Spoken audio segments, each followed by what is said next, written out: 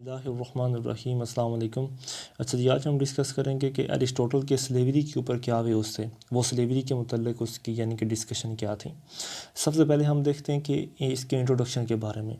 Aristotle strongly believed and justified the institution of slavery. Aristotle जो था वो slavery को यानी कि ग़ुलामी का जो इंस्टीट्यूशन है वो इसके ऊपर यकीन भी रखता था और इसको वो जस्टिफाई भी करता था कि ये बिल्कुल ठीक है। दूसरी तरफ he considered slaves the property of master और द फैमिली। वो ये समझता था कि जो ग़ुलाम होते हैं, जो स्लेव होते हैं, वो अपने मालिक की एक प्रॉपर्टी होते हैं, या वो जिस फैमिली के साथ रहते हैं वो उसकी एक फैमिली होते हैं। साथ ही साथ वो ये भी समझता था कि जो स्लेवरी होती है वो एक नेचुरल चीज़ है, वो फितरती तौर पर पाई जाती है और ये दोनों के लिए फ़ायदेमंद है, यानी कि मास्टर के लिए भी और उसके स्लेव के लिए भी, क्योंकि स्लेव को मास्टर से बेनिफिट मिलता है और मास्टर को स्लेव से यानी कि खिदमत करवा के बेनिफिट मिलता है, यानी कि दोनों एक दूसरे के ऊपर डिपेंडेंट भी हैं। He stated that there are inequalities due to their capabilities and capacities. वो ये कहता था कि मतलब इन दोनों के अंदर कुछ ना कुछ चीज़ों का ज़रूर फ़र्क है, जिसकी वजह से एक बंदा इन्फीरियर है, एक बंदा सुपीरियर है। लिहाजा यानी कि जो इन्फीरियर है वो स्लेव है, जो सुपीरियर है वो उसका मास्टर है। जिसके पास कैपेसिटी ज़्यादा होंगी उसको हम मास्टर कहेंगे और जिसके पास कैपेसिटीज़ कम होंगी उसको हम लिहाजा स्लेव का नाम दे देंगे। अरिस्टोटल जो है वो स्लेवरी के इंस्टीट्यूशन को किस तरह जस्टिफाई करता है, इसके अंदर तीन बातें जो है वो कही गई हैं। सबसे पहले तो वो ये कहता है कि ये एक नेचुरल चीज़ है, स्लेवरी को एक नेचुरल फिनोमेना डिस्कवर करता है। वो जैसे कि जिस तरह वो कहता है कि सुपीरियर रूलर्स जो होते हैं वो इन्फीरियर लोगों के ऊपर रूल्स करते हैं।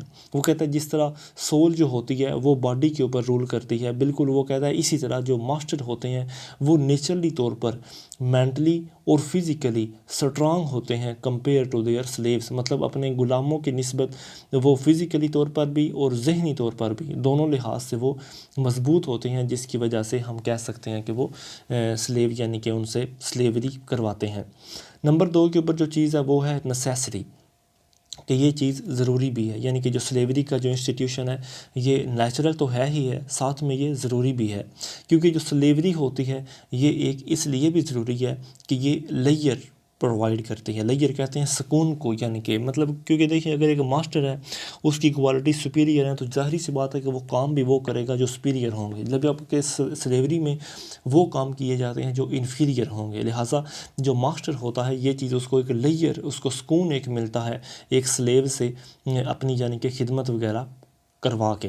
इसके अलावा वो कहता है कि स्लेवरी जो है ये एक स्टेट की वेलफेयर के लिए भी इसेंशियल है, यानी कि उस स्टेट को अगर हम यानी कि इम्प्रूव करना चाहते हैं तो ये उसकी वेलफेयर के लिए भी ज़रूरी है कि वो स्लेव का इंस्टीट्यूशन जो है उसको कायम रखे। साथ ही साथ वो ये भी कहता है कि स्लेवरी जो है वो स्लेव के लिए भी यानी कि बहुत ज़्यादा फ़ायदेमंद है, क्योंकि वो अपने मास्टर से उसके बदले में अपनी खिदमत के बदले में पैसा या मतलब कुछ मुआवजा वसूल करता है। लिहाजा दोनों का इसमें फ़ायदेमंद है। दूसरी तरफ है expediency. Slaves have sustained the Greek social and economic system.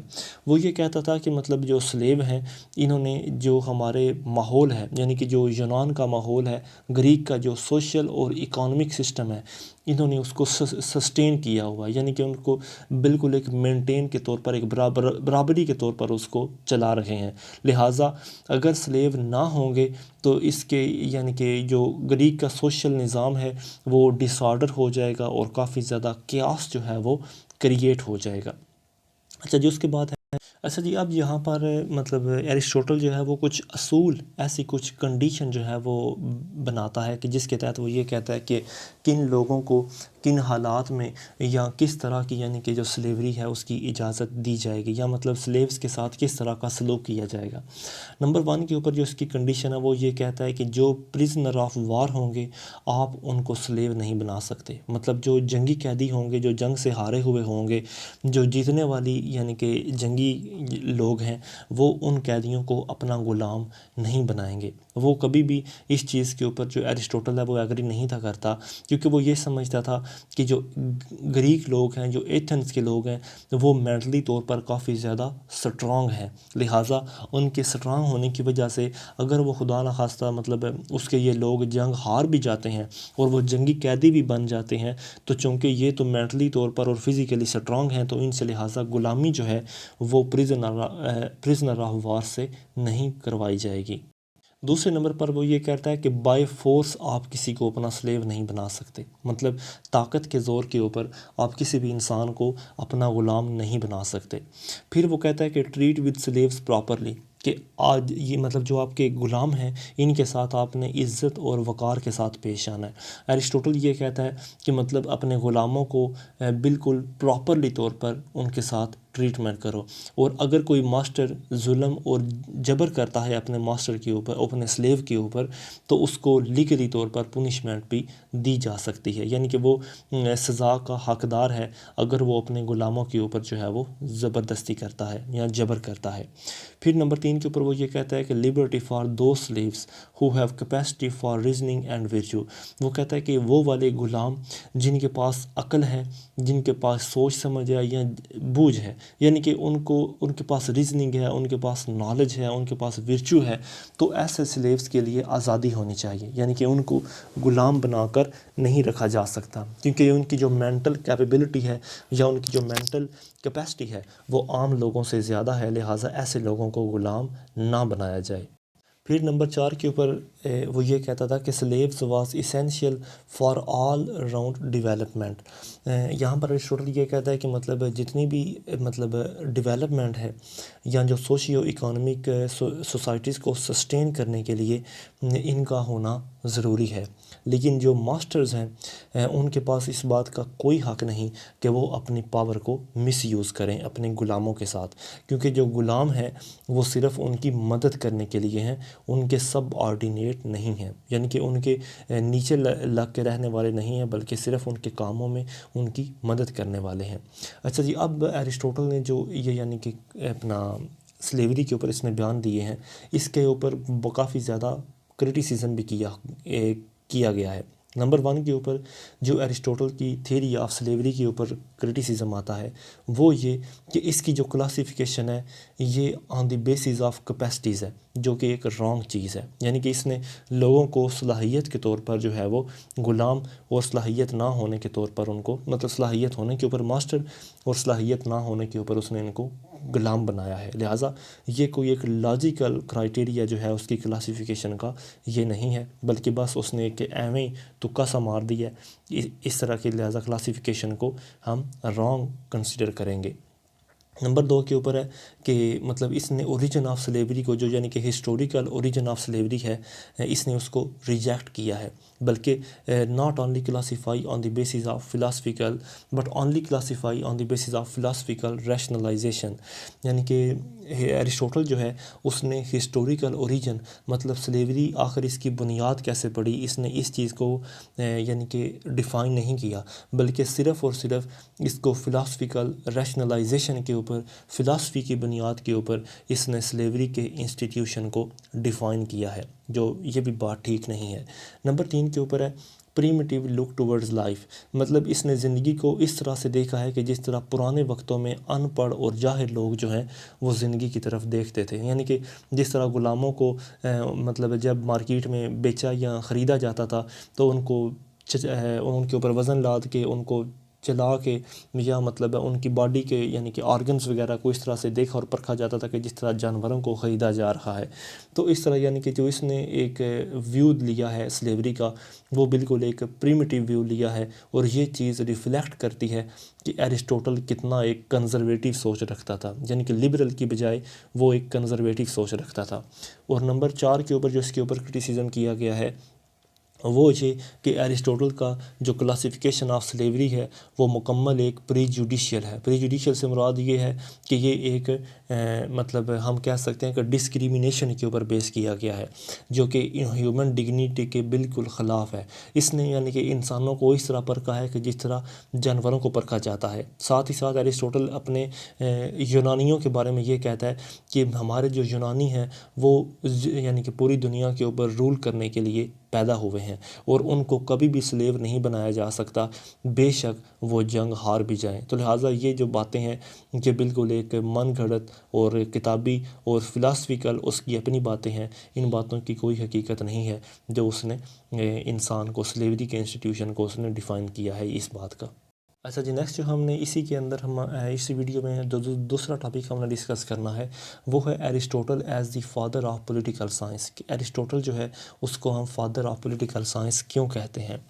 अच्छा जी, एरिस्टोटल जो है वो फादर ऑफ पॉलिटिकल साइंस इसलिए भी है क्योंकि देखिए उसने फ़िलासफ़ी के ऊपर काफ़ी ज़्यादा कुछ लॉजिकल बातें भी की हैं। अगर उसने यानी कि उसके ऊपर क्रिटिसिज्म आया है तो ज़ाहिर सी बात है कि उसने कुछ अच्छे काम भी तो किए होंगे, क्योंकि लोग बोलते भी तो उसी के बारे में जो कुछ ना कुछ करता है। जो कुछ करता ही नहीं लोग उसके बारे में क्या बुरा भला बोलेंगे।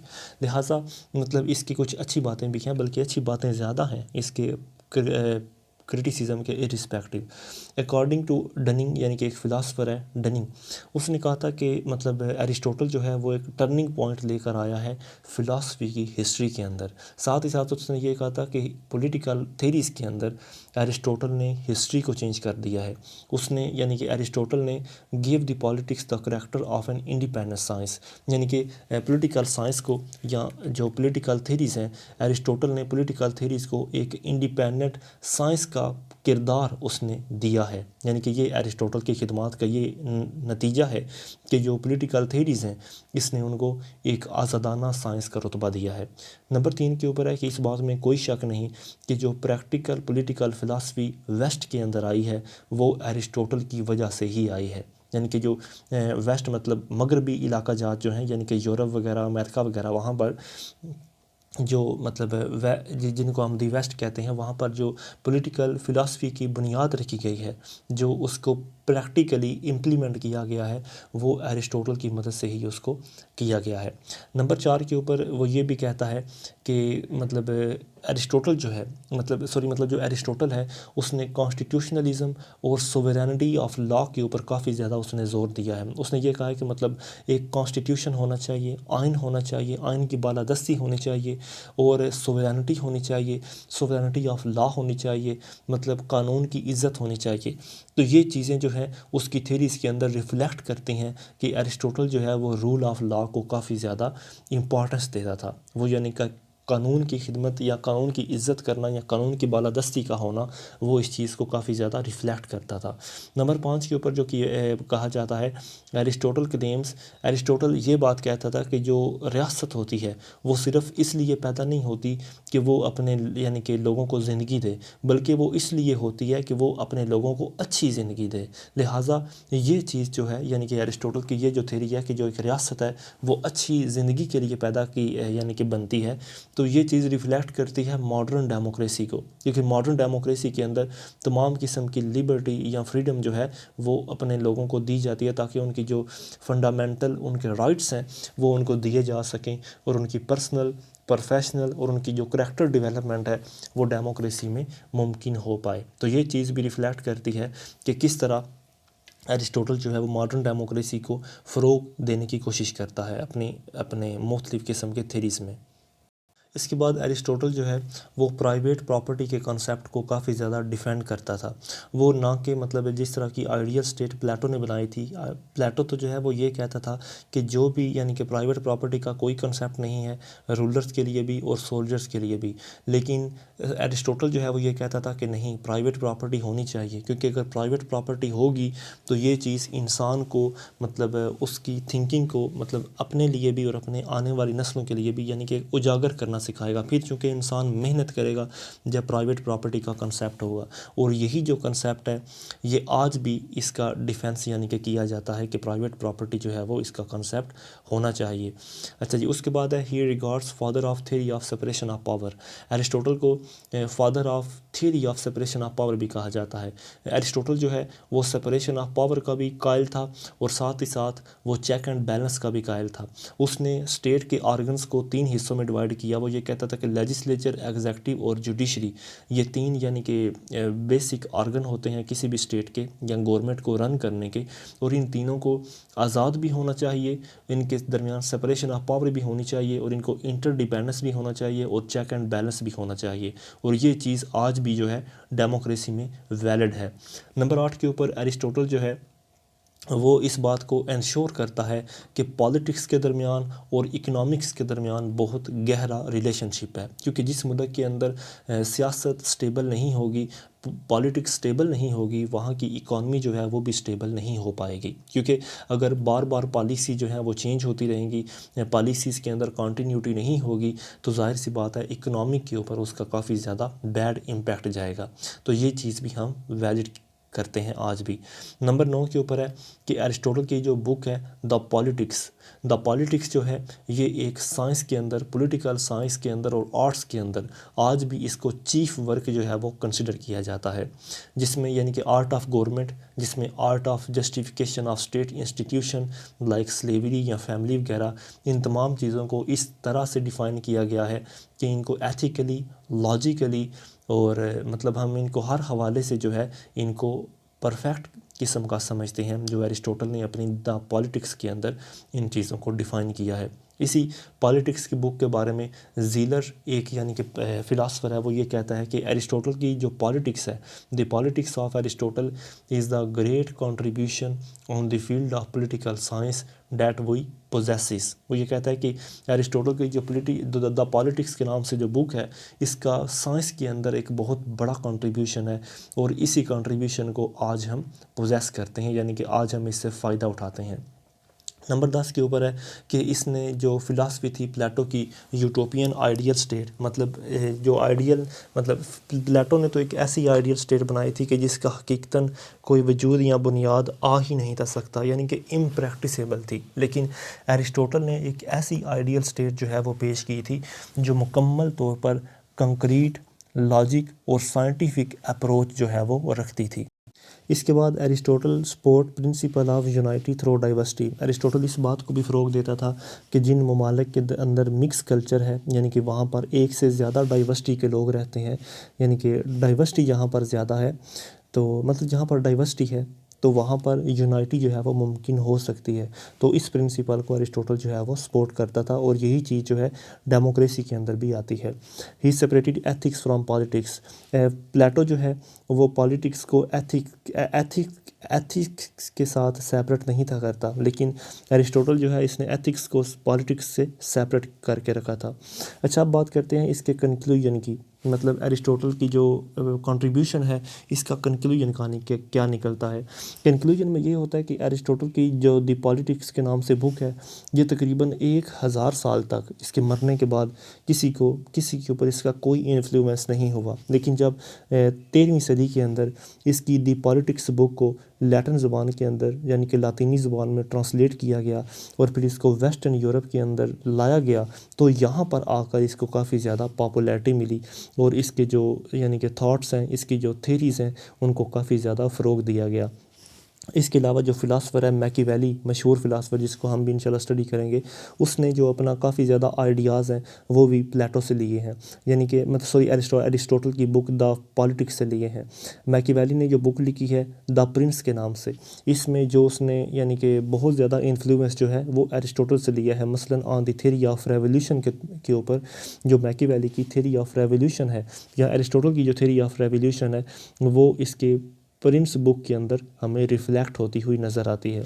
फिर नंबर 2 के ऊपर मोंटेस्की जो है उसने भी एरिस्टोटल से काफ़ी ज़्यादा इन्फ्लुएंस लिया है। जो एरिस्टोटल की थ्योरी थी द सेपरेशन ऑफ पावर के नाम से, मोंटेस्की जो है उसने भी काफ़ी ज़्यादा इससे इन्फ्लुएंस हुआ है। जबकि नेक्स्ट है हेगेलियन।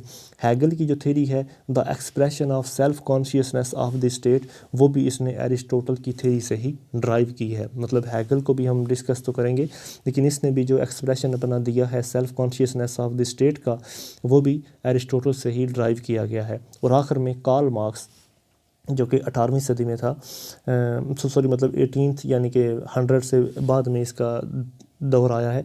कार्ल मार्क्स ने जो एरिस्टोटल का ये पॉइंट है कि जो इकोनॉमिक्स और पॉलिटिक्स आपस में इंटर रिलेटेड है या इनका आपस में रिलेशनशिप है, तो कार्ल मार्क्स ने भी इस चीज़ को काफ़ी ज़्यादा इन्फ्लुएंस किया कि बिल्कुल ठीक बात है कि इकोनॉमिक्स और पॉलिटिक्स का इंटर रिलेशनशिप काफ़ी ज़्यादा है। और इसने भी जो अपनी बुक दास कैपिटल के नाम से लिखी थी उसको भी काफ़ी ज़्यादा इसमें यानी कि इस चीज़ को हम देखते हैं कि वो भी एरिस्टोटल से इन्फ्लुएंस हुआ था। तो आज के लिए इतने, इंशाल्लाह बाकी हम नेक्स्ट वीडियो में देखेंगे। अस्सलाम वालेकुम।